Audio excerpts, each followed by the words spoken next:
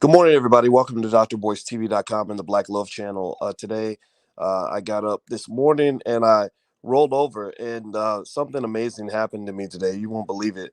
I rolled over and I looked to my left, and laying next to me was the most beautiful Black woman on earth, by the name of Dr. Alicia Watkins.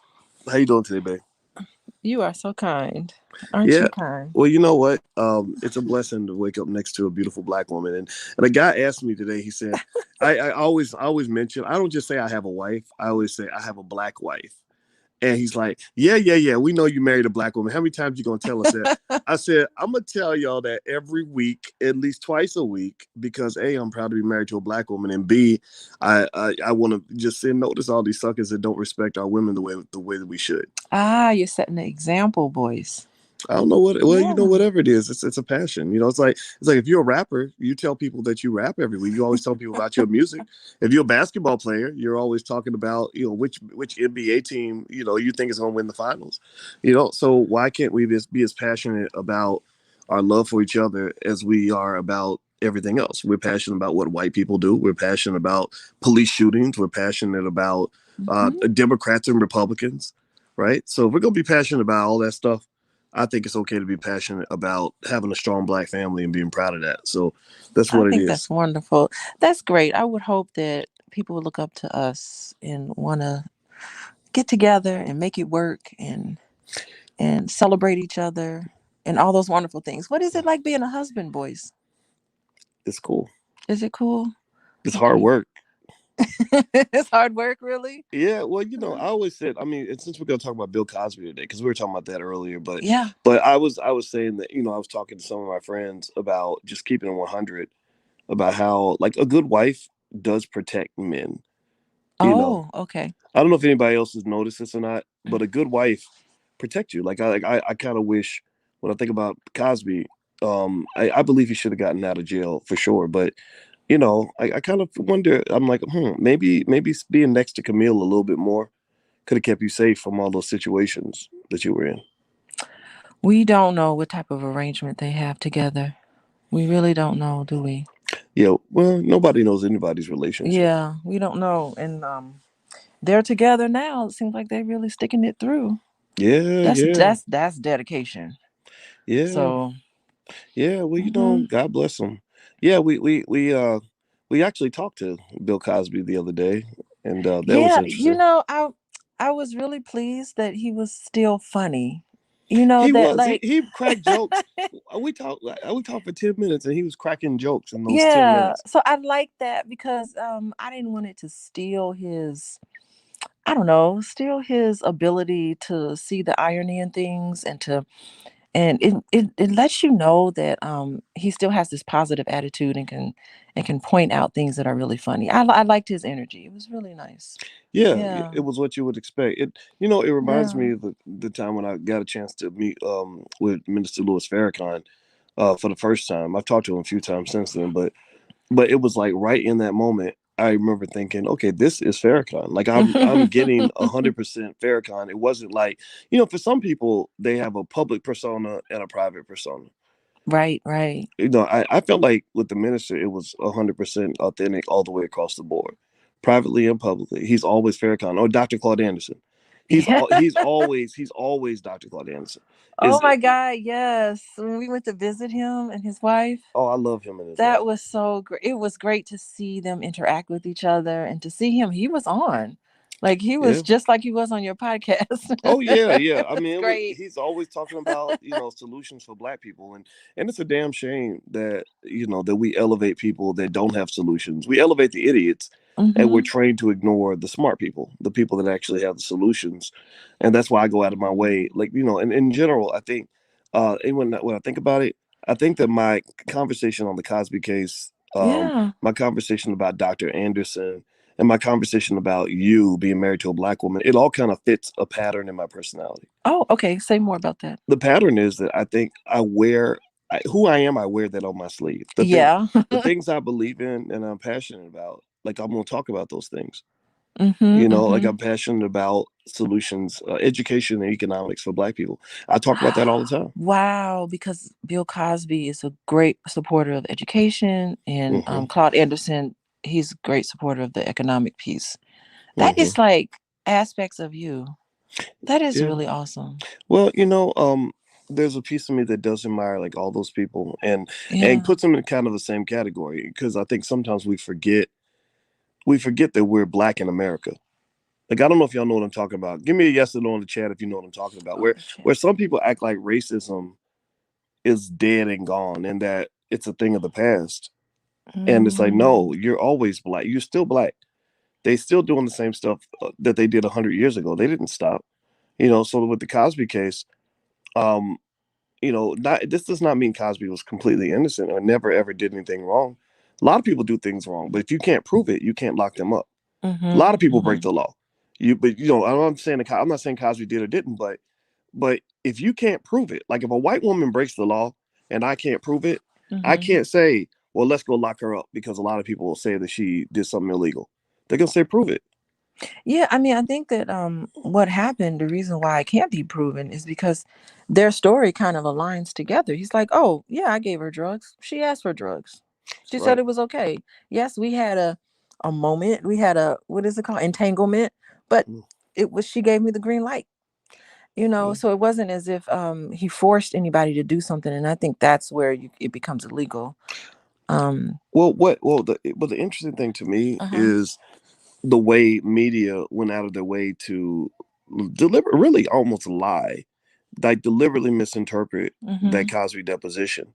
They've been saying in the media that he admitted to drugging women, and against their will, Oh, and against he their and will. he Okay. never said against their will. Uh, He never drugged them. He said they asked for drugs, I gave them drugs. yeah. And that was at a time, Judge Joe Brown, the way he kind of body slammed Mark Lamar Hill on that topic, he did a great job. I got to throw that in there, because he did. He made Mark look kind of silly. Mhm. Um, is he explained? He put it into context, and he said, "This was the '60s, free love, Mhm. drugs everywhere.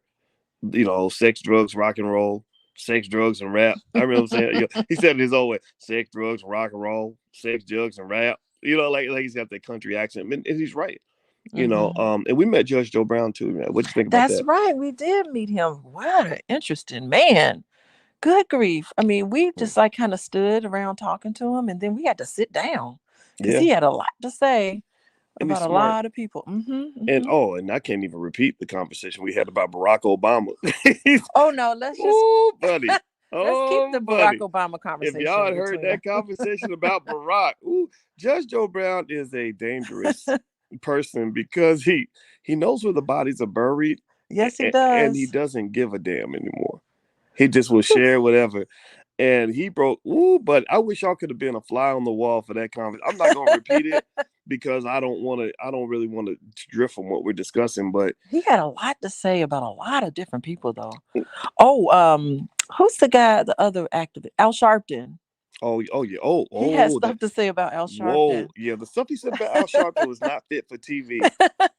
Yeah, he said some stuff about Sharpton that was pretty. Yeah, the thing about Judge Joe Brown, and I like talking about him, because I think him and Cosby, I'm hoping they get a chance to talk, Yeah. is Oh, because yeah. Judge Joe Brown is interesting for two reasons. Two reasons he's interesting to me. One, he is very, very, very intelligent. Like, a lot of people think because you got that country twang or whatever that you're not smart or whatever. That man has a photographic memory. Like, he Yeah. remembers everything. And then the second thing is, everything you ask him, he's a great storyteller. He always tells a story. He'll never, if you say, Judge, what is your favorite color?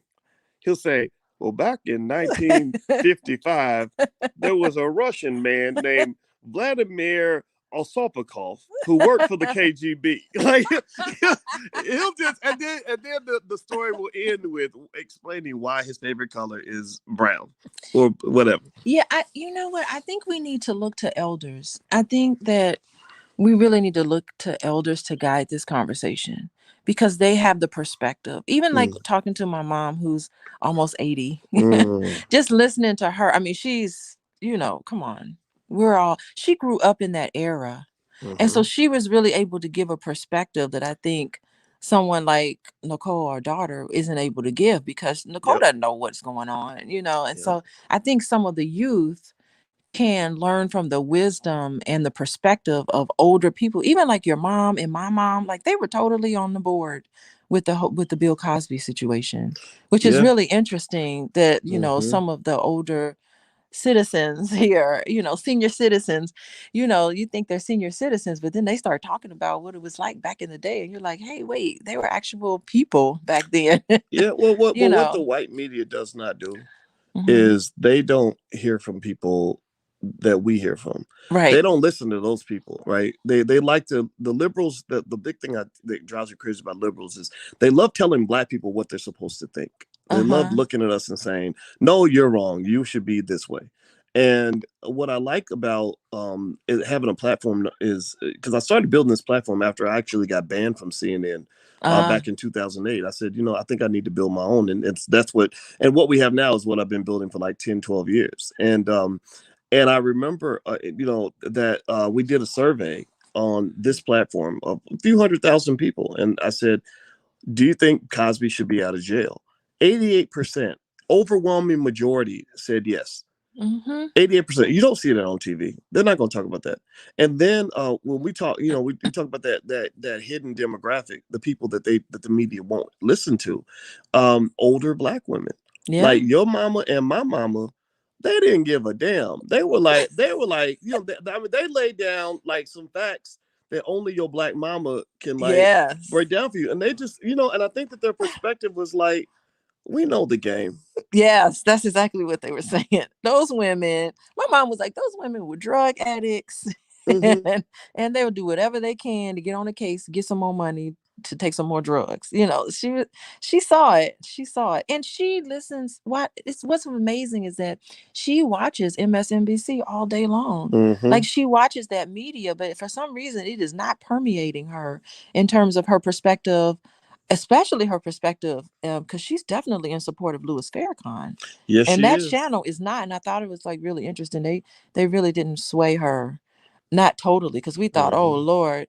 We talked to my mom. I'm like, oh Lord, we didn't lost her to MSNBC. We Yeah. lost her, but no, not really. Hmm. Yeah, yeah. Well, I think that's the thing. I like, I like the fact that there are women in the community who really just understand it enough to kind of they know how to deal with us men in a certain way where we know that there's boundaries of behavior. Like we know, when I'm around a strong, well, I don't say strong black woman, that's such a cliche term, but when I'm around, quality women, I call it, people don't understand what I mean when I say quality women. I'm talking about just women who are solidly rooted in the black family, solidly rooted in the black community, solidly rooted with the black man. Hmm. You know that there's boundaries, like that there's boundaries of appropriate behavior, right? And then you also know that if something happens and you're accused of something or something goes wrong, they're gonna hear you out. Like they're gonna try to understand the context. It's Yes. like that kid I met in my event. The kid remember I told you about that kid from USC Yes. who Yeah. he was a football star in high school and he was dating a white girl. He was falsely accused of rape, and he told me that, and he's actually at not USC, I'm sorry, he's at Stanford right now. And he said that when he tried to talk to his white friends about it, they didn't want to hear it because they knew he was just accused and that means he was guilty, that's it. And then he said at UCLA he got around black liberals like the LGBT types or whatever, and they didn't want to hear it because they said, well, you got straight black male privilege and what you had to Hmm. say doesn't matter.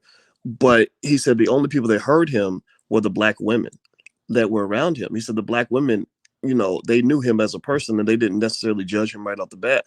And when it was revealed that the white woman had a mental issue, she was kind of off and on these crazy medications and was making false accusations. That's when they let him go. Right. But he said, I was so traumatized. And he said, nobody hurt me. Nobody hears like the pain and the trauma that black men feel. Like, Except a black woman, which really makes sense that Felicia Rashad would say what she said. yes. Right, so we don't want to see our black men go down from something crazy like this. We're going to stick up for them. And it's almost like we don't even care if we're at jeopardy, even though we're going to say what's right, no matter Mm. what happens. Yeah. Shout out to Felicia Rashad. Can Yes. we type the word Felicia with a P in the chat. Everybody That's right. type Felicia Rashad's name in the chat just to let her know we support her. Howard University needs to be ashamed for not backing her up, at least backing up her right to speak. Like, it's not so much that it's not a problem that they disagree with her. The problem is that they act like she ain't got a right to have an opinion. Everybody else got a right to have an opinion as long as it's the right opinion. You She know, got off script. yeah. Yeah, she got lost. Well, you're not speaking the standard Negro. You're not following the Negro protocol that we've set for you, and that ain't. That's. I mean, you're infringing on her First Amendment right. You know, what the hell's wrong with you? You know, so I applaud that. But by the way, this segment we started calling it Pillow Talk with Dr. Boyce and Dr. Alicia because we realized that most of the time when we're talking, we're literally laying on our pillows right next to each other. We are straight chilling. So pillow talk is early in the morning. So I guess pillow talk doesn't have to be at night.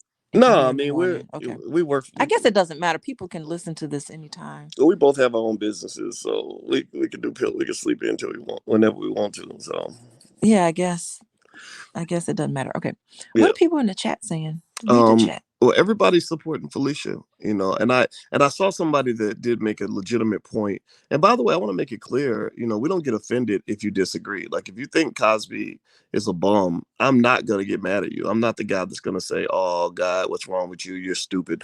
I don't do what the other people on the other side do. I think everybody has a right to have an opinion because, you know, all those accusations are very disturbing for sure.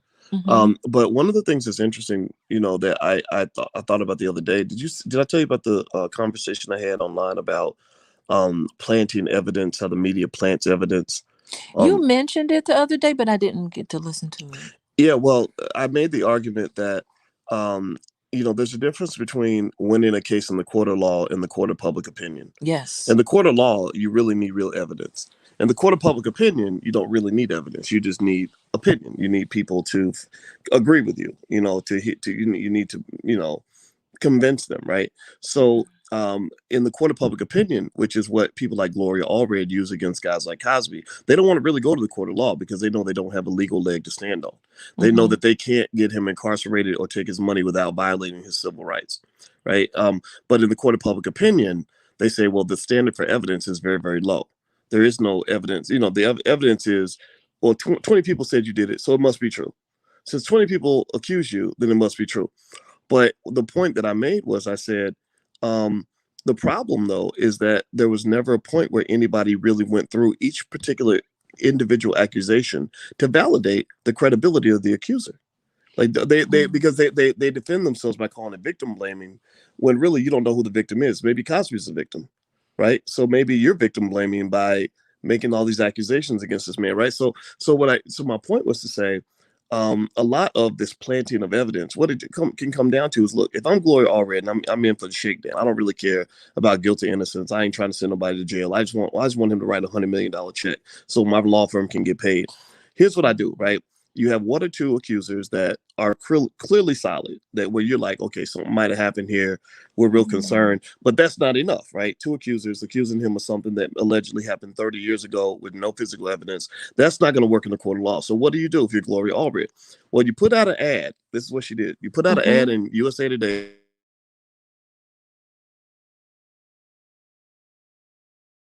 say anybody who's ever slept with Bill Cosby, who was assaulted or drugged by Cosby, call our law office and you can join this $100 million lawsuit.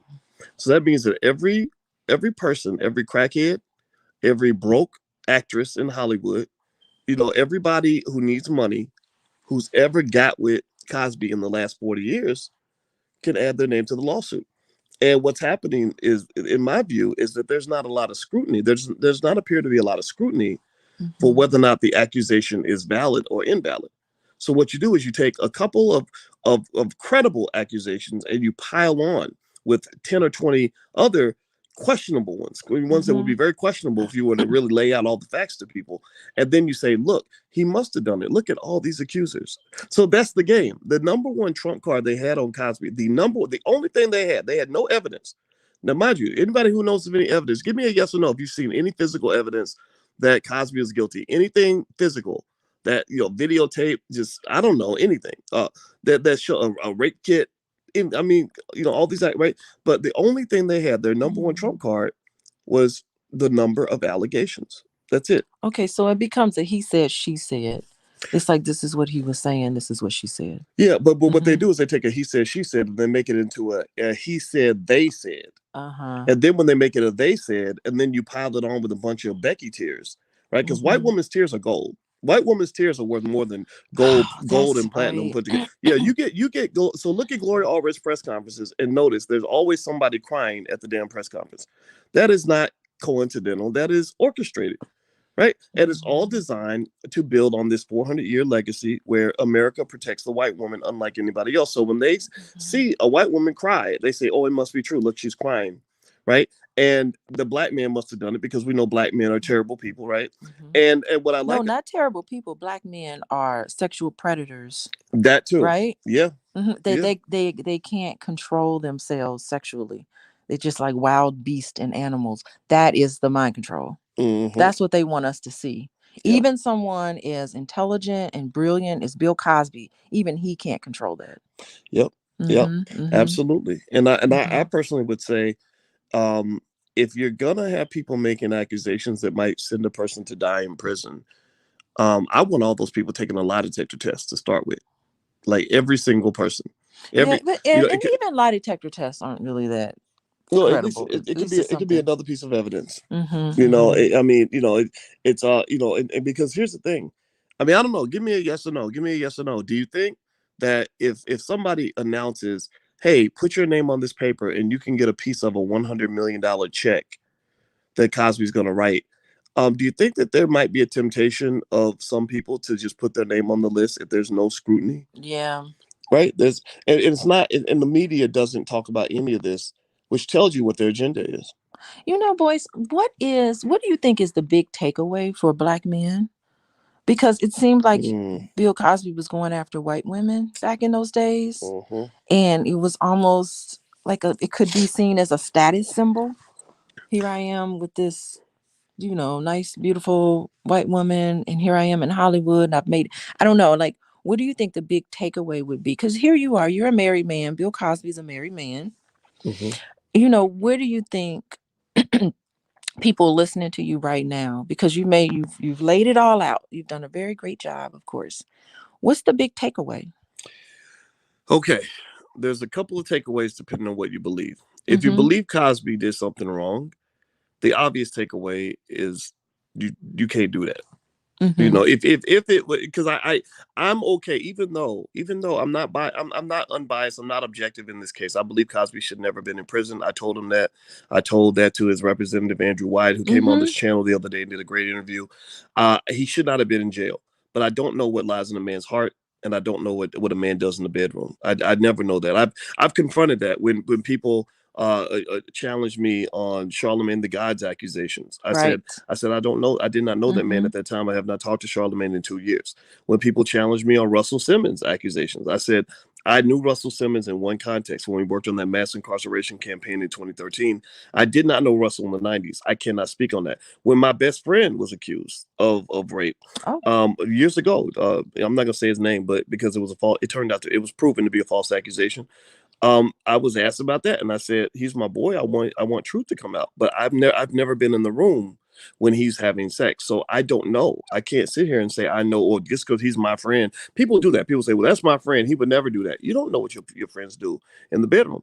But with him, fortunately, thank God, it was revealed that this lady had falsely accused 4 other men in the same year. It was something crazy. But they locked him up. He was in jail for 3 weeks. He had to quit school. He lost all his money, and he was traumatized in jail. And that was before that, and then eventually they found out that he didn't do it.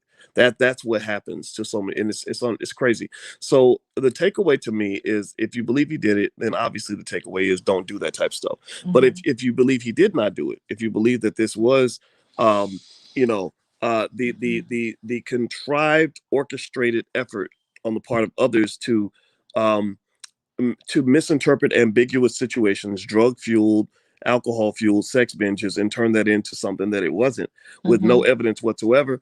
Uh, I think the to me the takeaway is be careful. Like, Right. like you still Mm-hmm. black. Like, and I think that's the thing that I think is just real. If you're a black man, like for example, when they talk about women sleeping with their boss. One of the arguments that some people make is, if you're a woman, you sleep with your boss has power that you don't have. So your boss has the ability to force you to do things that you shouldn't do or Mm-hmm. whatever, right? Well, because there's a power dynamic. They always talk about the power imbalance. Yes. Well, with the black man, there's a power imbalance when you sleep with a white woman. The white woman has the ability to ruin your life with a story. If she walks out of that room, like y'all go in there and y'all do what lovers do, and nobody else is around, and y'all have a little get together, she could walk out of that room and tell whatever story she wants, and people are gonna believe her. That Mm-hmm. scares the hell out of me. That mortifies me. And it is not just true for white women. It's true in general for for women, but really for white women. So that's why I've never slept with a white woman, because I don't know. Well, I'm not attracted. I'm more attracted to black women anyway. Thank God. But if I was interested in a white woman, I'd have to really know her and trust the hell out of her for years before Mm-hmm. I would lay down with her. Because the thing is, all you want is fairness. All you want is honesty. And there's some people out here who are just flat out dishonest, who will go into a room with you, do some stuff with you, and then later on, maybe they want something from you. Maybe they want money or they want more attention, and then you don't give that to them. Then they come back and say, "Oh, this person raped me," or whatever. Mm-hmm. And the problem is, once you get that stain of the accusation, you can't wash it off. Like I go through that even with what I do now. And the thing that men should understand is that your wife kind of protects you from that. Like you protect me. You've protected me when I've had, like, I work with Fly Nubian Queen, and there are some women that will come in that want to get real close to me, want to get to know me or whatever. Mm-hmm. And having you around is a shield. It protects me from people that want to get a little bit too close. And that way there's no ambiguity. It's like, because I there was one lady with Fly Nubian Queen who quit, and she was kind of bratty about it or whatever, and upset. We had to fire her. And so she insinuates online that well, Boyce tried to hit on me. Dr. Boyce tried to hit on me.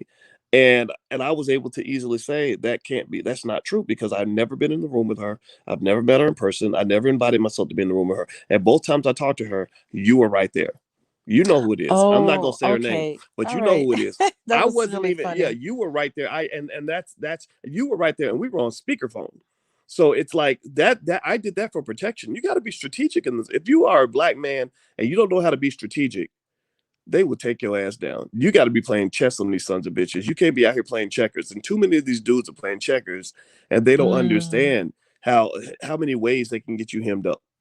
So if you're perceived as a powerful black person like Bill Cosby was for sure in Hollywood, he's the get to know person, Yep. in Hollywood at the time. His power. Now that gave him power. And Yeah. I guess you really wanted to grow Fly Nubian Queen really well, and it is doing awesome. I love that channel, by the way. And trying to, you say, wow, women need to have a voice. I remember talking to you about this. Women need to Mhm. have a voice. We need to have something that's too male, because me and you were talking about how social media and a lot of these platforms is so male dominated. What is it? We want to hear from what women want to think. And so you really were passionate about that.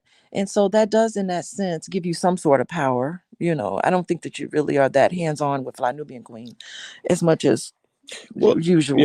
I'm But not, but and you're right. I mean, yeah, there is the power there, and people treat you different when they think you got money and power and all that. right, right, And sometimes as men, we can become drunk with power. Like that's right. what like Chris Rock actually was talking about how men just pretty much accumulate wealth and power just so they can get more vagina. Yeah. And Mm-hmm. and it's like, and now in my case it's more like, I that's not like, I'm not 30 years old, like I'm 50, right? And what happens is, as you get older, you realize that there's also a curse that comes with that. There's a danger that comes with that. Every time you Mm-hmm. engage with a person or you entangle with them, there's a lot of complexities that can emerge from that situation. So as a general rule, my advice to young guys, especially guys who are ambitious, who are going to have money, is to understand that when you are a black man and you get a little bit of money in your pocket, you become a target. You will be a target. Mm-hmm. And if you are a sucker, if you're not smart, if you are undisciplined, if you have a weakness that is easily exploitable, people will take advantage of that. Like that story I told you about when that lady called me that one time, when I was at AOL Black Voices. Well, I told you that story about the lady who worked for the Brazilian butt doctor. You're kidding. No, no, Wait, this what happened? no, this lady. Okay, I had just written an article 12 years ago about Lawrence Taylor, the football player, and Uh, he Gloria Allred got money out of him too, I think. because she had one of her Becky Tier press conferences. Except actually, this was actually a young black girl claiming that Lawrence Taylor had slept with this underage girl, right? And I was like, wow, that's bad. You shouldn't do that, right? And but here's the thing. So this lady called me. She said she worked for a Brazilian butt doctor, and she said I know that girl, and I know her crew she runs with. She said, and she gave me a whole Oh. backstory that blew my mind. She said, "Oh yeah, there's three of them." She said, "One's 15, one's 16, the other one's 19, and what they do is they study rappers and athletes, it's the ones that like fast women, and basically they'll find out like, okay, this so and so young Jeezy or whoever is coming to town, he likes jump offs. We're gonna go to the club." And lure him in. And the 19-year-old was real pretty and she was of age. And basically, they would lure the guys in and they would get them to go to the hotel room with them. They would do a Cardi B type thing on them. They would bring them to a hotel room, give them a drink. The guy passes out, and then they put the 15-year-old in the bed with the guy and start Mm-hmm. taking pictures. And then they would extort money from the guys after they woke up. And most of the guys would just pay them because it was like $10,000. Like it was like ghetto extortion, like $10,000 is a lot of money, I guess, in the hood. And but then she It's a claimed, ghetto yeah, extortion. she claimed that she felt that Lawrence Taylor didn't pay, and that's why next thing you know, they're on, Gloria Allred's holding a press conference, and and all this other stuff. So my point is to say, not that every single accusation is false. We know that that's not true, but I think that to believe that every accusation is true just because somebody said it is equally ridiculous. Man, you would have if something happened like that. I would run to the police so bad and turn those people in so quick. We'd be fighting each other to see who gets to the police first. I'd be like, "Oh no, this is illegal. I'm out of here. I'm reporting you." You uh, know, that is so interesting. What are you looking up? oh, nothing. I was actually sending a note to my assistant to tell her that I need an extra few minutes for the meeting. Are you late to a meeting, boys? Yeah, but I enjoy sitting there talking to you. By the way, Oh, Alicia's doing Alicia's a licensed therapist and a full professor of social work, but yeah. she works with couples on a regular basis. And this week she's doing a 2-day master class on premarital Yeah, breakdowns. what do you need to know? What conversations do you need to have before you get married? And Yeah, a lot of people do not have those conversations first. or to decide if somebody's right for you. Yeah, because love is not enough. You know love is not enough. Oh, we Nope. so happy, we so in love. That is not enough to get married. Or she got a nice booty. She got a That nice that booty. I'm that marry ain't her. enough. I know guys do. I know guys that will marry a woman because they like her booty, Oh, they're gonna be miserable. right? Or women who think a man's a good catch just because he has a little bit of money, or he looks Oh. good on paper, and it's like it's so deep, so much deeper than that. Yeah, because those kind of people they end up in my office a lot. Really? And I say, well, did you have these conversations before you got married? Before you decided to do? No, they never decided how they were going to divide simple stuff like who's going to cook, who's going to clean, who's going to do the laundry, who's going to pay the bills. Mm. Nothing. How many children do you want to have? They don't even have these types of conversations before they get married. They just go into the marriage with assumptions. And of course, the reality hits and become very miserable, especially that first year. It's Wow. really awful. Wow. Yeah. Hmm. Hmm. Well, I think it's important stuff. And by the way, so if you are interested, you can go to the blackmarriageclass.com. That's the URL. And also you can follow Alicia on Instagram, and also you can check out her site, where she does couples counseling at coachingwithdralicia.com. So Thank you feel for free to take bringing a it look. up. I appreciate it, boys. Wow, thank you for all your support. Well, I just had to I mean, I show gotta. you appreciation for Well, my business. I've been, I tell our girls, I told Taylor and her friends the other day. Oh, They really? came by, Colin, Uh huh. I guess I shouldn't say all the names, but this is their first names. The But first name. they Hmm. came by, and I said, so y'all gonna do your business this summer? And they said, we're thinking about it. I said, I think y'all should do it. Y'all did a great job. And I said, remember, every woman needs to have her own money, girl. And I Oh, was kind that's of so messing with them, funny. but I think that's important. You got to teach your daughters to have their own money because a lot of people and women especially get exploited because they have financial insecurity and their partner makes all the money, and they can't leave a bad relationship because they don't have enough money to do it. Yeah, totally stuck. But I think for me, it's just like I'm so passionate about what I do. It's just like I can't believe I get paid to do this. Like this is so much fun to sit and work with couples.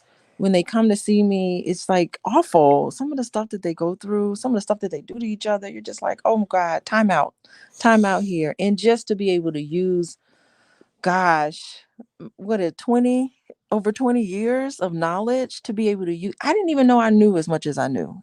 This is very validating for me because it's really nice to use all the things that I know and all the things that I've experienced myself and to be able to help a couple, especially Black couples. And it, Mm, it doesn't even have to take a lot. It could just be a tweaks here and there and just say, okay, I can make a good relationship great. Why mm, not?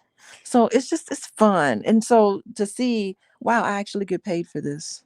mm. It's really interesting. So I mean, I would say to those women, to those girls, when you get up, follow your passion. That voice in your head, that whatever it is that's dragging you toward your purpose in life, do that and then start a business around that. Yeah, I agree. Yeah, I think Yeah. if you know, I mean, if you know entrepreneurship and how to start a business, you can build a business model around almost anything. Yeah, You, and then learn, like be an expert. So it's like I'm passionate about what I do, but I'm always learning, I'm always reading, of course I have to keep my license current, so I have to get my CEUs. But that sort of thing, it just keeps the spark going. It keeps you on top of everything. And then you just know so much. yeah, Yeah. yeah. Now back to Bill Cosby real quick. Yes, So Bill let's Cosby. let's summarize with that. Hmm. And by the way, please hit the thumbs up button if you haven't done it yet. Please hit the thumbs up, share, subscribe button.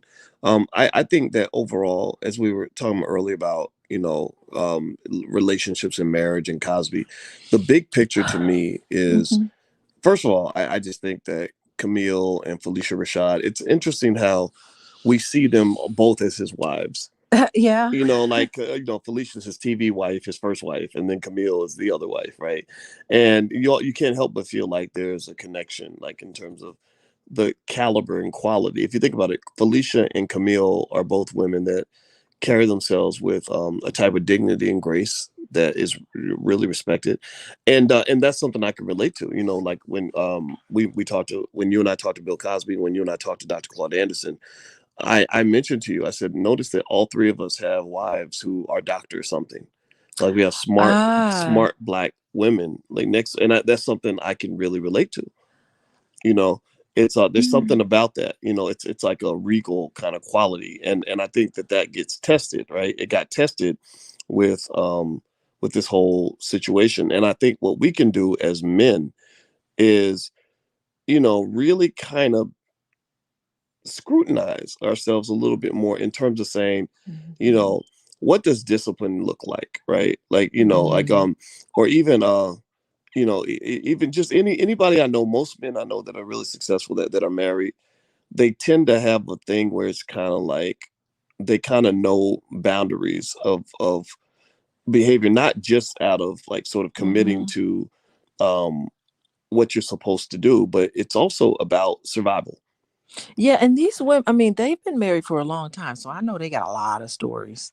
I mean, I know they've been Mm, through a lot. I think their marriage, even I would even say probably Claude Anderson and his wife, and of course Bill Cosby and his wife. You can almost tell they've been together for a long time, so you can tell they just really know each other very well. And I'm mm, sure there's some stories in there, but the mm. difference is that me and you, I've known you for a very long time, but not in this way. Yeah. So it would have been interesting if we had got seriously, if we had dated in college and got married back then. Oh gosh. Imagine, boys, Oof. 30, you're 20 something years old, we had got married. What stories would we have? You know We what? would have I some would I, would- stories. I was happily single in my 20s and 30s, and I didn't want to get married till I was 45. It's funny. I think I think there was some guy who is apparently a couple of people are really obsessed with our relationship, even though they don't know what the hell they're talking about. But there was this idea that somehow you had shelved me for 26 years, I and shelved you? yeah, yeah, yeah. That you just decided to get with me 26 years later, 26 years after I met you, and I was like, no, actually, I didn't want to get married till I was 45 years old. Really? Yeah, I just didn't But because wait, weren't you engaged though? I was engaged, and that How was old were you when you I was did that? about 35, and I was interested in having kids, and it didn't work out. And she was an awesome woman, but it was like I could have went either way. And after the engagement, after we called that off, I kind of said, well, wait a minute, I don't actually have to ever get married if I don't want to. And Uh, I kind of teeter back and forth. And my position on it was, if I run into a situation mhm. where then like an offer you can't refuse, or a situation that can't be replaced, then I'm probably gonna marry that woman, right? And But if I'm in a good situation, I probably won't want to get married, because marriage does take work, and it is a commitment, and there's responsibilities. A lot of guys won't get married because they're not able to handle accountability. Like, you're accountable for other Yeah, people. you You're go your accountable whole life financially. and you don't have to answer to anybody. You don't have to be accountable to anybody. It can be an adjustment. Yeah, I mean, Yeah. it takes more. Like, marriage is not for weak men, and it's not for immature men. Right. And Right. so I really think, even my honest belief is that if you're under 30 and you're getting married, you got to be real careful. You really need some coaching. It's possible to do. I'm not saying you Yeah. should. I'm not saying you shouldn't do it. I would just say anybody under 30 that gets married needs to really have like a coach that they talk to once a week, who can keep their shit straight. And then, but and then, because really 35 and up is when you're kind of ready as a man, because you're more like, it's like, okay, I've already done some stuff. I've lived my life a little bit. And it ain't just about, women. Yeah, It's but more about just, hold doing on, what you want to do. 35? Like, who's having kids at 35? Well, that's You the can thing. get, Well, that's the that's thing. your time, your clock is ticking. So these men would have to marry women in their 20s. Yeah, they would marry a younger woman, and that was something I thought about doing. I thought it when I was 40. I was like, okay, I could marry like a 30-year-old. Honestly, like, you start meeting more women, and I'm going all over the world. There's women, like, there was women everywhere, like smart women, pretty women, all that. What? You None had like women you. everywhere, None boys? like you. None like you. Wow. Yeah, and I chose to marry you because I felt like you were that person where it's like, if I pass up this woman next to me, I can't Uh-huh. replace her. Like I didn't feel like, and that's the thing that I think women should understand, is that you shouldn't just compete on the superficial stuff, like who's got the nicest booty or who's best, with sex. It's like that, those qualities that are solely unique to you. Like, me in a way that nobody else does. I know you in a way nobody else does. I can't replace you. On top Mm-hmm. of the fact that I think you're drop dead gorgeous, right? So that Oh. is what makes you say, okay, I want to lock this in, because I can't see myself doing better than this, right? And also, when you get, like, the way you make decisions in your late 40s is different from the way you make decisions in your late 20s. So Mm-hmm. your late 40s, you're having to face, you're facing your mortality. Like, when, I had bad high blood pressure and all this other Oh. stuff. So you're kind of like, okay, I don't want to be. I saw an episode of Martin one time. I know you love Martin. I love that show. Yeah, and there was an episode where Martin was like, "Yeah, I'm gonna stay young and fly." He was playing poker with a bunch of old dudes. He's like, "Yeah, I'm gonna be young and fly. Ain't no woman gonna hold me down. I'm just gonna live it up."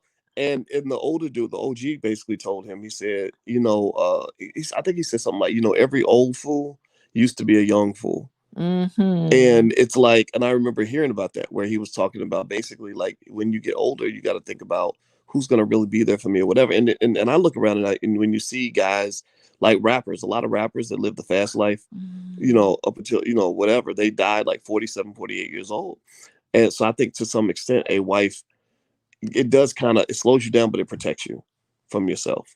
Ah, You know, it, protecting it, yourself from yourself. So you getting married to me protected yourself it did. It from did. all sorts of Well, things. you think about it. You make me exercise. You make me. Well, you don't make me, I but don't but you make you do you that. encourage me to eat food that is healthier than the food I would be eating if I was single. Mm-hmm. Um, I don't get into situations, because when you're with your wife, you're not going to be in crazy situations with women that you don't know that well.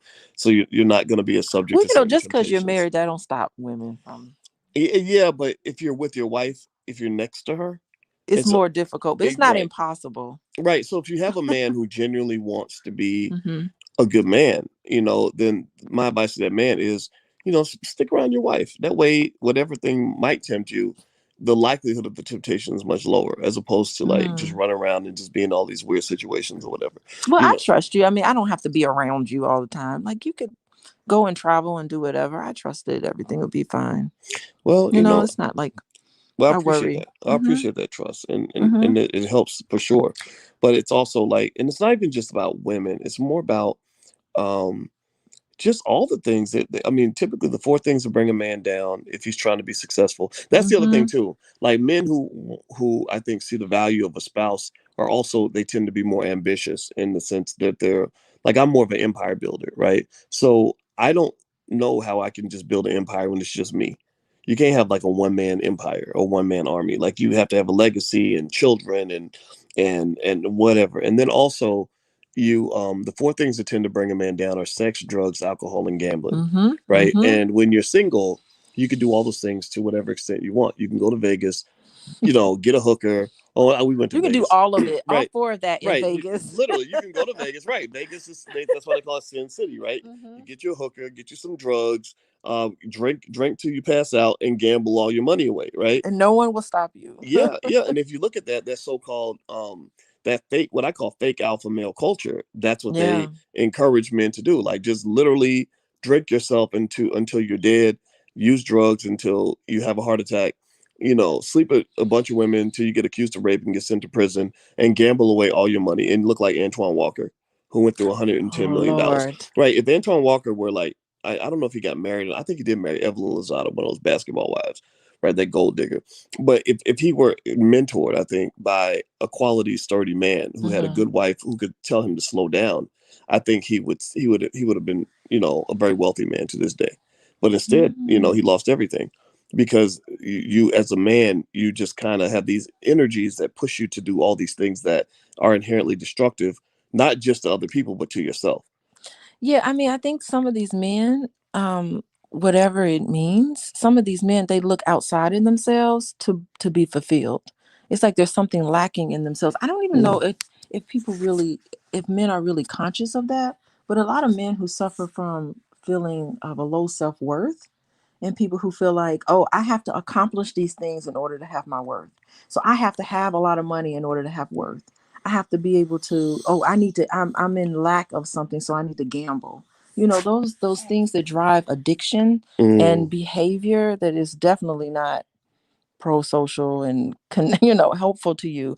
People that drive that, they are fulfilling some sort of need within themselves that they Well, did not get. It could be that they were younger, could be that they have trauma, who knows? But for whatever it is, you're sitting around, you're discontent, you don't know what it is, and you look for drugs to help to feel that, or alcohol, or gambling, any sort of addictions. I think that these men are definitely having some issues with, and they need help. Yeah. yeah, yeah. Addictions will ruin everything you're trying to do. And the worst thing about what they did to hip hop culture is they encouraged addictions. Like they Mm-hmm. encourage young people to Mm-hmm. become addicted at an early age, which is going to destroy brain cells that they'll never get back. Mm-hmm. You know, like we've been watching Snowfall, Oh, and snowfall. Snowfall is Jeez. just a heartbreaking show because you see how the drugs destroyed people, you know, and destroyed their lives. And and then now in hip hop music, we glorify all of that. We glorify our own destruction as Black people. Like that whole crack era, we still rapping about that like it was the glory days. You know, like that's a good thing. And I just really think as Black people, we got to think about that kind of thing. And so I thank God for the OGs in the community and the old school types and the older Black women and older Black men, because I feel like the reason we grab on to the Joe Browns and the Dr. Claude Andersons, or the reason I love listening to your mother and my mother, is because they remind us of the days before we started really embracing all the nonsense. Mm-hmm. You know, Mm-hmm. and you know, when we had quality families, when we really wanted to build a solid community, when education was seen as a good thing, not a bad thing. You know, when love and marriage was seen as a good thing. You know, loving Black women was seen as a good thing. Wow, because both my parents grew up in a two-family household. My Mm. mom and dad grew up in a two-parent household. So gosh, and you see that's kind of rare, Yeah. sometimes. Well, people, yeah, Mm-hmm. I asked, there was one little girl that was on the track team that I used to coach. And I asked her, I said, how many of your friends have a father that lives in their house? And she Mm. said, none of them. None Mm-hmm. of her friends. And you see the results everywhere. Like half her friends been molested, you know, because they get molested by uncles and their mama's boyfriends or whatever. And people forget that fathers protect you from that type of stuff. Like, ain't nobody gonna touch our daughters. They can't. Mm-hmm. They can't get close enough to touch them. You Mm-hmm. know, like seriously, like no, I would be on their ass. Their dad would be on their ass. Like there is. It's not like you could just waltz up in here and sweet talk your way through the door and get next to our kids, or some guy dating you could be, you know, doing whatever, you know what I mean? So Mm-hmm. I Mm-hmm. personally think that we've got to really get back to where we can show that appreciation for what a good Black man can bring to a family. And I think the part of the reason the Cosby thing is so bothersome is not because people believe that he might be guilty. I think it's okay to believe that, but it's the fact that they literally believe he's completely worthless to the black community. Like, because he's been Yeah. accused, not convicted, not with any evidence, but because he's been accused, they want to take down every single positive show he ever did. They want to act like he never did anything good for the world. Oh. Like, he was never ever good for anybody ever. Oh, and you know it hurts. It hurts to see Bill Cosby go through this because he's the ultimate father. It's like taking Bill Cosby away. I feel like you've taken my father away. Damn. That Just watching that. that's so interesting. So maybe destroying Bill Cosby is It's symbolic of destroying the black symbolism father in of general. not even just the black man, but the black protector, the black father who protects us. That was Mm. taken away. Yeah, and that's one of the reasons I fight for Cosby, is not because I Hmm. believe he never did anything wrong. It's to say that I want y'all to treat Bill. Here's my thing with y'all. I'm gonna leave. This is my last thought on this, and then I got to go to this meeting. All I want for Cosby is not for you to think that he's an angel. I don't need you to do that. I need y'all to treat him with the same dignity that y'all would treat a white woman. If a white woman was Hmm. accused by a bunch of people of doing a crime, but there was no physical evidence, give me a yes or no in the chat. If a white woman was accused of a crime where there's no physical evidence, is there any chance that they would send her to die in prison with no evidence? Can anybody name any? You can, I bet you can't name one single time in American history where a white woman was accused of something where there was no physical evidence and she was sent to die in prison. Can you? Other than the Mm-mm. Salem witch trials, which we all know was a travesty of justice. But that was a long, long time Right, a ago. long time ago, and we know Uh-huh. we know that it was terrible, right? So Yeah. that, why are y'all giving the black man the Salem witch trial treatment? Hmm. Seriously, y'all are literally, this is an inquisition. This is, and the fact that there are black people who are okay with the direct and clear, blatant violation of a black man's civil rights. I don't know what the hell's Hmm. wrong with those people. Well, the thing when you, I'm sure there are cases of a white woman going to jail for something they didn't do, but it's not public. I think the issue is that what public white woman have you seen go down for something they didn't do? You Mm, know, it's the image.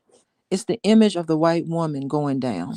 What that does psychologically. Like, let me tell you, it hurt me psychologically to see Whitney Houston go down the way she did, you mm, know, because I grew up in the 80s. Whitney Houston was who I looked up to. Like, mm, I loved what that was, that she was the ultimate black woman, Whitney mm, Houston. But then to see her go down the way she did, it was hard. It yeah, was it tough. And was. I think that's why Snowfall is such a hard show to watch. I Cuz don't. I we can't. see so many wonderful women start using crack and they just go down. Girls. Well, And yeah, it just that yeah. I don't hurts. like. I can't. I can't. Yeah, Snowfall. Snowfall got to the point. Snowfall It started hurts. making me sick to my stomach. Yeah. The imagery was amazing. How they, at the beginning of every show, when they have the neighborhood, the houses that spell the word snowfall, Yeah, it's and every destroying. episode the houses get a little bit nastier and shit starts burning up, Oh my and you goodness. start seeing police helicopter lights over it. Like you really literally are seeing the decay of the black community. You really are. And to see that televised like that, and then we already lived through it in the 80s. Now we have to Yeah, live through it again through this TV show, and we can't stop watching it. It's awful, and we can't stop watching it. yeah. We're on season 3. We haven't I might finished. not watch season 4, because Boys, we gotta I'm almost a little sick to my stomach. it. Because Yeah. I think that what and this is the thing that makes me fight so hard on things like this, is that I like to hold on to and support and elevate those people who believe that the world can be better, for all of us. Yeah. Or that can remember a time where it wasn't like that. The people who haven't been convinced that up is down and down is up. Like, when you talked about, like, I really, like, the fighter in me came out when I saw, guys online saying, to thousands of people that marrying a black woman is simping and all this other stuff. I'm like, who the hell who raised you? What's wrong with you? Like, what kind of punk are you? Like I don't even know what you're talking about. Like, Yeah, it's really twisted. well, a lot of them were just raised by stupid ass rappers, like these dumbass Ah. retarded rappers, these sons of bitches that are dying at the age of 40, Mhm. hooked on drugs, rapping about killing other black people, disrespecting women, tricking off their money to white folks, embracing as much ignorance as they possibly can. That those Mhm. become your heroes, and that's all. That's Yeah. all part of the part of the plan. Their goal is to say we're going to take the shittiest black men ever and make them role models in the community so that every black man will be a piece of shit and won't accomplish anything. Yeah, I see that was what was torn in me with Snowfall. It's like I'm siding with Franklin. I'm siding with him. I'm Franklin, rooting the main the character main in the character. I'm show. sorry, the main character Franklin. I'm siding with Franklin, but he's the one that's destroying the community. He's the one that's tearing it down. He's playing that part, and then they're trying to rationalize with us by saying, "Okay, if not him, then we'll just get somebody else." Like it's gonna happen. It Hmm. there's no stopping it. We are gonna be the CIA is gonna be filtering this cocaine, this crack into these communities, and it's either gonna be Franklin, this guy doing it, or someone else. And so here Hmm. we are rooting for. I'm not gonna lie, I'm rooting for him, but I'm like I shouldn't be because he's not a I'm not. good person. Well, yeah. In general, I You told you, know? I don't. I think Snowfall is just symbolic of kind of what we're talking about Yeah. with the contrast in terms of what black people have become. What people have made us into, and they've Mm-hmm. really made us into people who worship all the wrong things. And then when our community continues to remain in shambles, continues to Right. fall apart, there are black people who cheer for that. There are black Yeah. people who want that. They see that as being really black. Like that's the real black experience in their mind Mm-hmm. because they don't know how to compare it to anything better than that. They don't even know. They can't even imagine what a healthy family looks like because they never saw it. Like Mm. I had one mama, my daddy was garbage, my mom was on crack, you know, and they're, whatever. And I'm not making fun of those individuals. I'm just saying that when you are addicted to the poison and you've been taught to celebrate the poison, then you don't want anything better than that. You Yes. know what? As you were talking, I'm just here thinking about the Cosby Show. The Cosby Show was the answer to all of that. Mm, Just think about the Cosby Show rose up during the in the 80s, yeah, during the right? crack During the era. time of the crack era, the Cosby Show was a counter narrative to that. Mm, The Cosby Show was saying, okay, here we are. We're a lawyer, a doctor, we're together, we're an intact family, we're raising these kids, we're dealing with real issues. The Cosby Show is what a lot of these people looked toward as the ultimate couple, as the ultimate wow. family. So the Wow. Cosby Show really helped a lot of us. I mean, he helped a lot of us during that era, don't you think? Yeah, I think that's an excellent point. And I remember you were talking to me about the subconscious mind Yeah, after you did that. How many hours was that I'm listening. thing you listened It's to on the 22 subconscious? hours, So and I love it. yeah, so you spent 22 hours studying the subconscious mind, Well, at least 22 and I said, recently. I never forget. I said, what are the things that control the subconscious mind? And you said trauma, Mm-hmm. repetition, and symbolism. Mm-hmm. And so when I think about symbolism, I think about things like that. You talk about whether it's the Cosby Show as a symbol of what Black people can become, and you notice if you watch the Cosby Show, go back and watch Yes. scenes on the Cosby Show. In the background, they Oh, always had stuff that was tapping into your subconscious mind. Like yes. even I was watching that episode where Theo got the earring and his daddy called him with the earring, Mm-hmm. and I looked on the wall, like what's on the wall. I Yes. saw HBCU. I saw something Mm-hmm. with like Frederick Douglass. Yeah. Like they really got that. Like Yeah. they really knew the subconscious mind. That symbolism matters. Oh, it makes a big difference. And you see it all through the Cosby Show. And the thing is that the fact that Bill Cosby must have known about the subconscious mind, but the other people also knew about subconscious mind. Other people in Hollywood know about it too. And Mm. maybe this is a way of taking symbology, of taking down the Cosby Show. I think that all of us should right now start watching the Cosby Show with our families. Hell From yeah.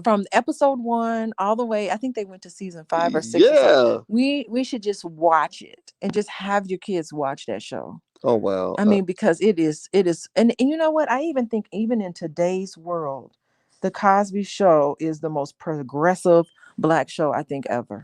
Cosby Show's better than any shit that's been made in the last 30 years. Yeah, There ain't nothing. because there's no show like I think Blackish. Blackish doesn't have that symbolism in the show. No, Blackish is not a bad show. It's a great But show, but it it doesn't ain't the have Cosby that Show. symbolism Like the there. Cosby Show, you could tell it was a show that was made by a highly educated group of people. Because you remember, Cosby didn't just lean on his own expertise, which was pretty Yeah, substantial. I mean, he did Fat Albert as part of his dissertation, yeah. but then also he would bring in people like Dr. Alvin Poissant Mm-hmm. and others from And Harvard. James Comer. James, I James don't know James Comer. Coleman. Who's that? Yeah, James Comer was he was one of the consultants on the show. Yeah, Yeah. he had these really smart black Yes. consultants who would help him to use the power of the platform Mm-hmm. to elevate HBCUs. Like HBCU enrollment went way up, Mm-hmm. to elevate the imagery of black people. And I remember the biggest critique that they got at that time was that they were elitist and they were uppity. And I've Well, they gotten that. were. Well, no, wait, well, that's the thing. They They were, no, no, but no. I don't think they would have got that same critique 20 years earlier. I think they mm, got that critique because they were in the crack era, and people said, "Well, wait, what do you mean? Two parents in the household they love each other and healthy children? You know, like most of us are addicted to trauma and drama.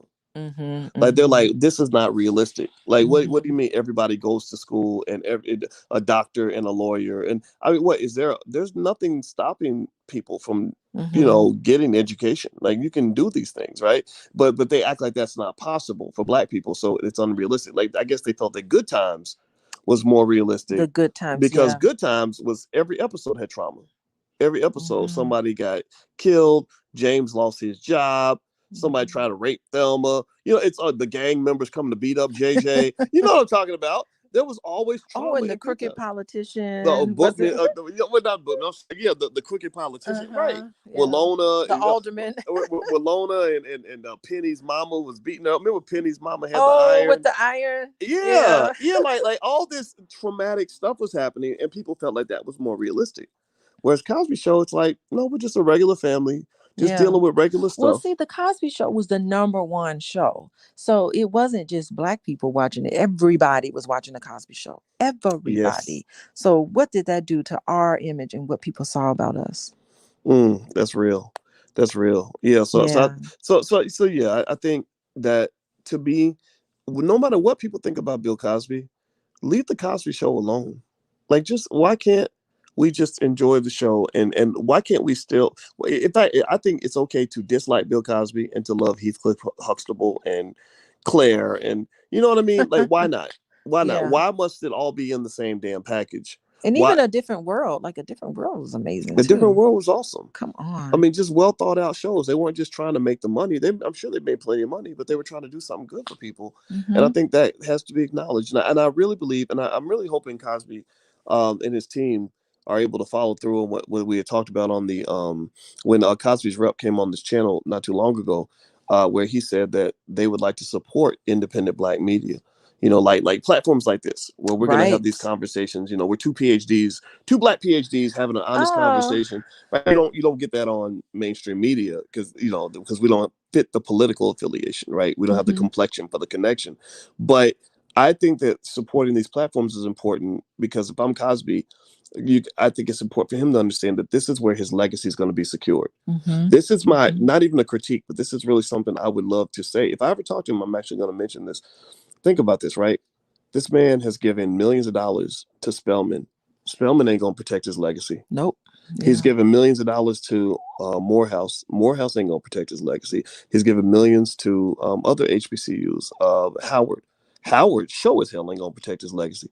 He's given millions to organizations around the country. NBC probably made $1 billion off this man. They're not gonna protect his legacy. The people that are gonna protect his legacy are people in the community like your mama and my mama and the people Yeah. listening in this chat right now who do believe that you can have a person who's accused of making mistakes but still acknowledge the good things they did in the world. That's where It Cosby's would be legacy will be nice. protected. It would be nice to honor him in some way in his legacy. I'm just saying. I think so. He That might be deserves it. something that we might want to do Yeah, in yeah, some way. yeah. And who cares what white people think? If they can think whatever they want. I don't think we need to be offended that they Mm-hmm. don't like him. And in fact, actually, anybody even in this chat who doesn't like Cosby, it's okay. But just know, like, there are those of us who believe his civil rights were violated. It doesn't Mm-hmm. matter how you feel about him or what you think he might have done.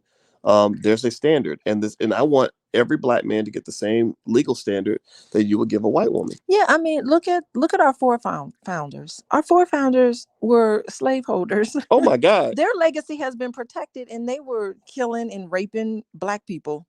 They killed and raped more black people than Bill Cosby's accusers. you know, It was yes. years and years of upholding a system of slavery, and Mm, they're on a dollar bill. Preach, And black everywhere woman. I go, Preach.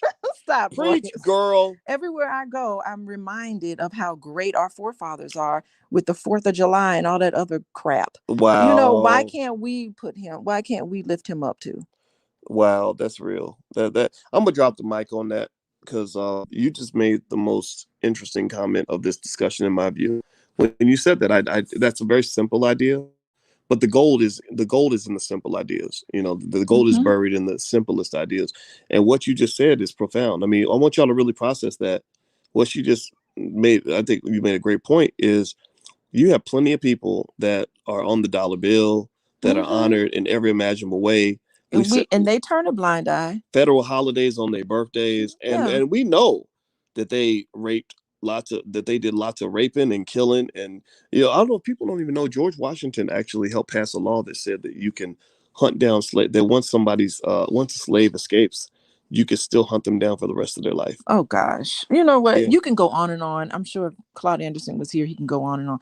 You can go on and on about stories and facts. These are Yes, facts. yes, absolutely. So, So there we go. Okay, everybody. Well, we're gonna get out of here. Thank you guys for joining us. We decided we want to call this segment Pillow Talk with Dr. Boyce and Dr. Alicia, because a lot of times literally we are laying on our pillows and talking. But make no mistake about it, our goal is to share important ideas with the community, because I know I didn't meet my first black professor until I was 19 years old. So given that oh, we're two black professors who love the hell out of each other and love our community, I think it's important for people to hear those perspectives. So thank you guys for listening. And if you want to follow Alicia, coachingwithdralicia.com is her website. She does lots of couples therapy and stuff like that. She's a licensed therapist and a full professor of social work. And also she's coaching with Dr. Alicia on Instagram. So feel free to look that up. And also I want to mention to you guys that we're doing we made a movie. We made a movie called Happily Ever After. Tierra KJ Williams is the director, and we're going to show this film. Our films, I know that other people put films out, and you got to pay money to watch them and stuff. Our films are free, so you can actually watch this film for free. You can just register. We're going to show it July 22nd. It's going to be a public screening, and you can go to blackmovienight.net and just register and come on in. We're gonna watch the movie's actually broken into 6 pieces, so we're gonna watch each piece, one piece per week for 6 weeks, and we're gonna bring in the couples that are featured in the film, and also Tierra KJ Williams is gonna join us to talk about the movie, and it's all about how to make black love and relationships work, which is important for our community. So oh wow, Tierra did that. That's great. I yeah, can't wait yeah, to watch. she Now worked. I'm interested in Well, she watching worked on this. it for a year and a half, and I know that the Oprah Winfrey Network had expressed interest in the film, but I was really happy they didn't buy it, because it allows us to show it to the public, as opposed to because we weren't opposed to selling it. Like if they'd offered us a ridiculous amount of money, we would have taken it because we could reinvest that money and do other things with it. Mm-hmm. But when they didn't buy it, I told Tierra, I said, well, I don't want to sell this thing to anybody. Let's just share it with the community. So I hope you guys will join us. It's on July 22nd. Just go to blackmovienight.net and you can register. And we have a lot of other things happening. I'll tell you about that more a little bit later. I got to get to this meeting. My poor Yeah, sister, you are late. she's been so patient with me. So let me get the hell up out of here. So God bless you. Please hit the thumbs up button. Everybody, please hit the thumbs up button before you go. We will see you soon. Take care. Have a good day. Say goodbye. Okay, goodbye, everyone.